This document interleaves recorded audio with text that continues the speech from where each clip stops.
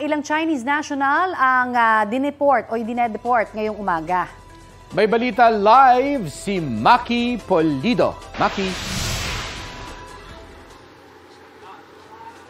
So hindi pa rin pinabababa yung mga i-deport na Chinese nationals. Hanggang sa ngayon ay nakasakay pa rin sila, nasa loob pa rin sila nung dalawang bus na nasa likuran ko. Sabi ng mga Presidential Anti-Organized Crime Commission, dahil hinihintay pa rin yung implementation order mula sa Bureau of Immigration. At may bibigay lang yan matapos nga ma-cross-check lahat ng mga dokumento. So bale, ikino-compare kung tama ba yung pangalan dun sa travel document na galing sa Chinese Embassy dun sa deportation order na in-issue naman or i-issue ng Bureau of Immigration. So itong deportation na ito ay resulta ng operasyon nga ng Presidential Anti-Organized Crime Commission.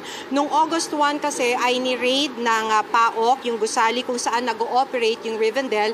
Isa itong kumpanya ng Pogo. Mahigit 100 foreign nationals ang naabutan sa raid. Pero of the more than 100, 24 lang dito yung naaktuhang nagsasagawa ng online scam. Yung 24 ay nasa city jail at humaharap sa kaso kaugnay sa cybercrime.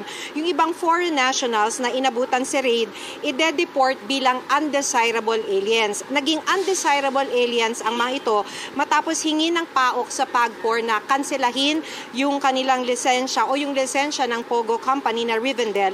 At nang makansela, idineklara na ang mga foreign workers bilang undesirable aliens at subject na nga for summary deportation tulad ng gagawin first batch ngayong umaga. Habang pinoproseso bago idala sa airport, 3 sa mga ide-deport yung nagtangkang tumakas.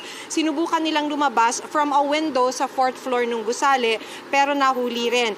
With the help of a translator, tinanong natin ang isa sa mga ide-deport kung nag-online scam sila. Ang sagot ay hindi naman daw. Tinangkarin daw nung nakausap natin na tumakas dahil nadamay lang naman siya dun sa raid. Hindi naman daw siya nagtatrabaho bilang Pogo worker ng Rivendell. Kaso nung araw ng raid daw na yun, bumibisita siya sa kanyang kaibigan. So katulad ng nabanggit ko, first batch itong deportation na to ng mga Chinese nationals.